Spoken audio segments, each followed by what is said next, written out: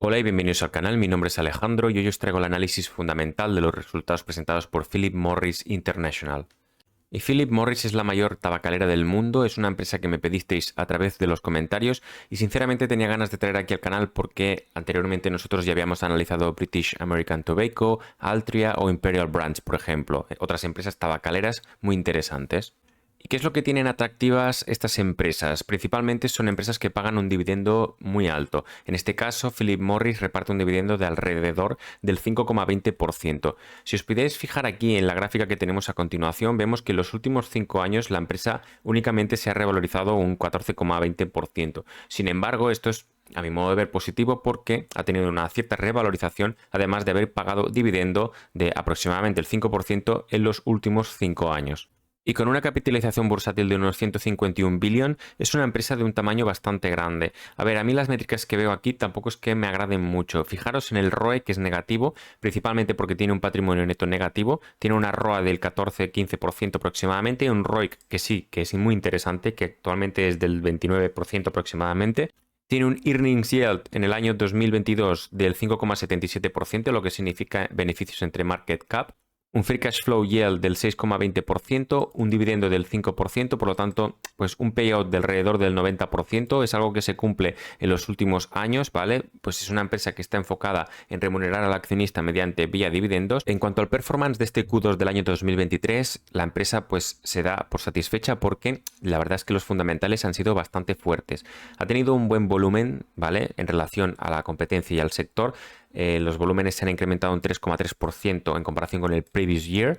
Vemos que las ventas se incrementan un 10,5% respecto al año anterior, ¿vale? Vemos también que el operating income se incrementa un 6,9% y además el adjusted diluted EPS, ¿vale? El beneficio por acción diluido se incrementa un 16,9%. Por lo tanto, para la empresa, estos son datos bastante buenos. Especialmente si lo comparamos con el H1 en total, ¿vale? Teniendo en cuenta el Q1 del año 2023, los volúmenes se han incrementado un 1,1%. Esto ha sido mayormente impulsado por un gran crecimiento de los volúmenes en el Q2 del año 2023. En cuanto al outlook del segundo semestre del año 2023, la empresa se mantiene optimista. Espera que los volúmenes se mantengan entre un rango de entre 125 billions y 130 billions. También vemos cómo las ventas se esperan que crezcan entre el 7,5 al 8,5%. Ha habido una mejora respecto a la anterior previsión.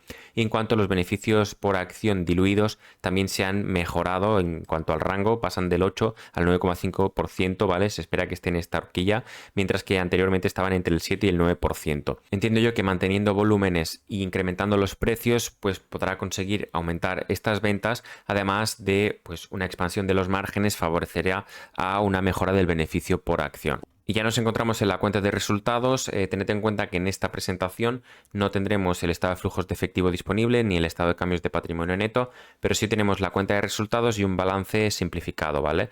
Hay que tener en cuenta pues que esta información pues es posible que la facilite, ¿vale? Mediante la web de la SEC, pero actualmente aún no la ha subido. Bueno, tenemos esta cuenta de resultados a 30 de junio del año 2023, tenemos la cuenta de resultados trimestral y tenemos la semestral.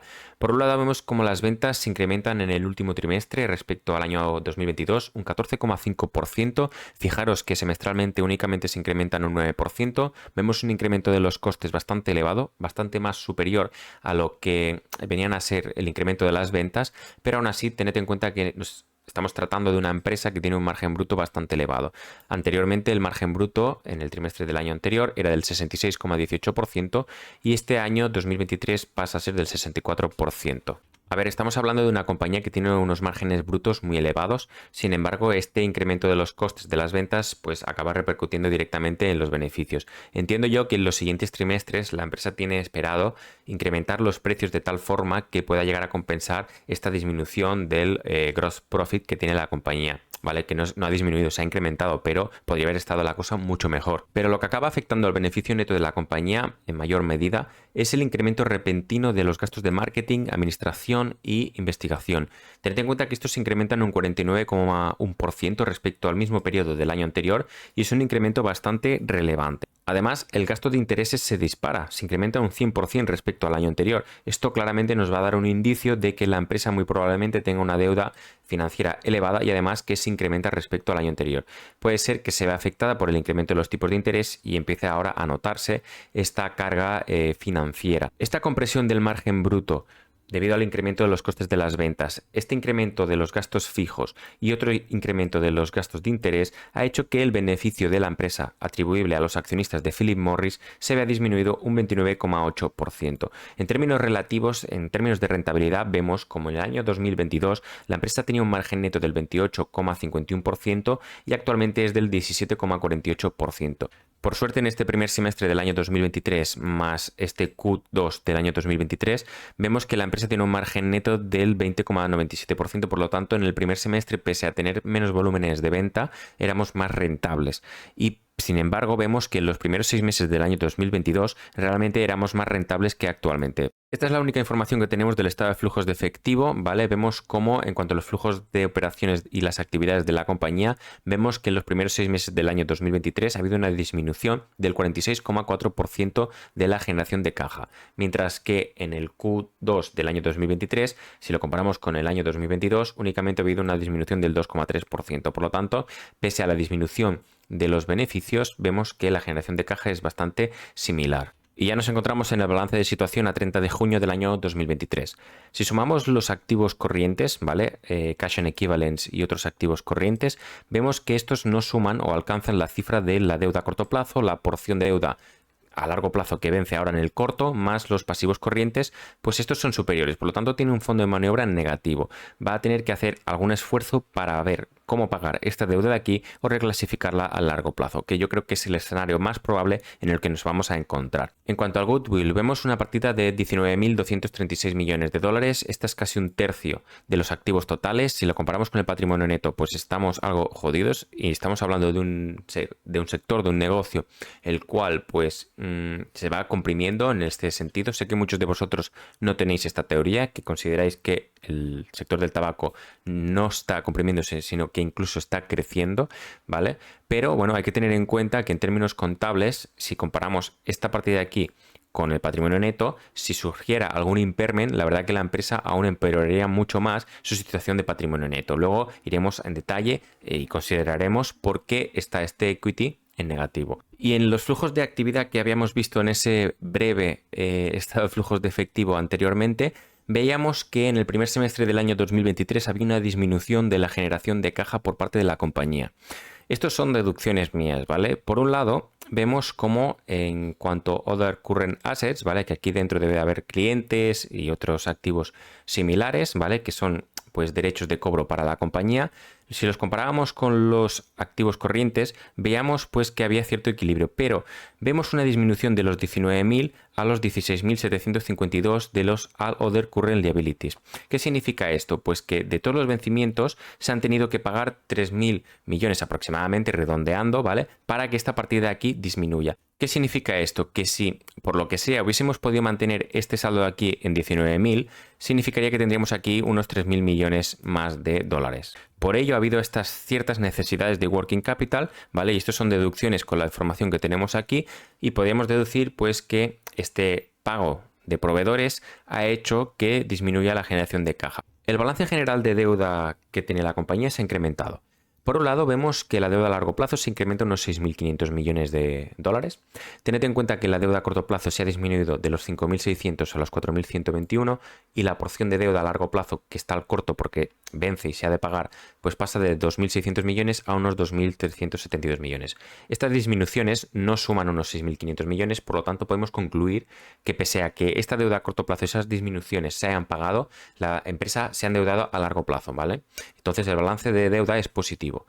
Ojo al detalle, porque es mucha deuda financiera, ¿vale? No la podemos comparar con el patrimonio neto del todo porque esta es negativa y ahora llegaremos a comentar por qué. La deuda financiera es muy elevada. Si la comparamos con el activo total, esta es prácticamente un 77% del mismo.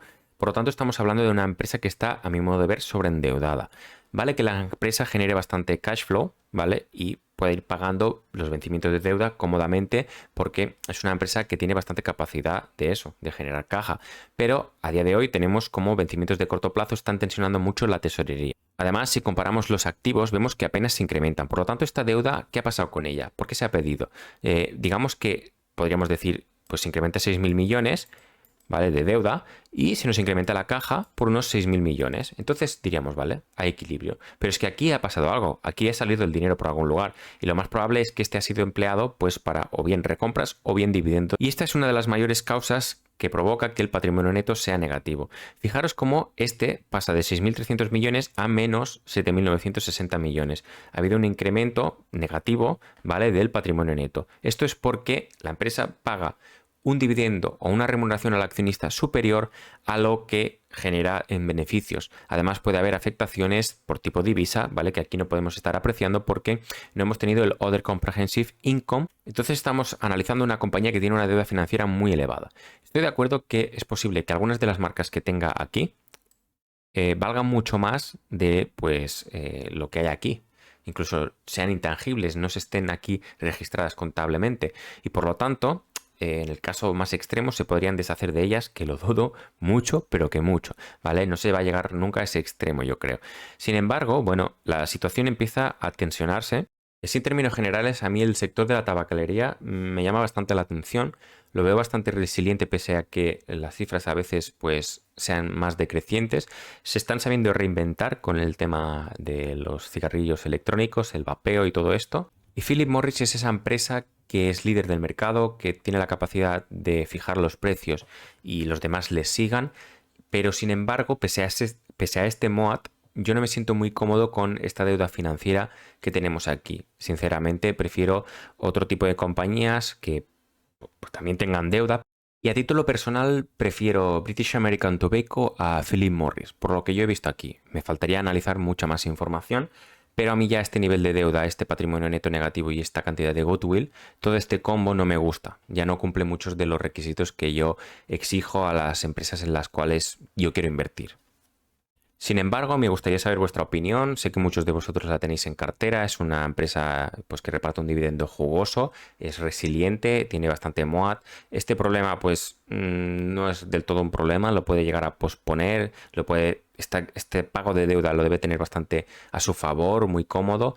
Pero bueno, eso hay que tenerlo en cuenta a la hora de valorar la compañía, ¿vale? Y que no nos llevemos sustos, porque suele ser estas empresas suelen dar oportunidad cuando se llega a esos momentos de tensión, de liquidez, baja el precio de la acción y ahí es cuando se compran y se arreglan los problemas porque se posponen la mayor parte, pero sigue todo hacia adelante y ahí es el momento. Entonces, si estáis pendientes de esta empresa porque os gusta, pues irla siguiendo porque este momento se puede dar, ¿vale? Y puede llegar a ser una oportunidad.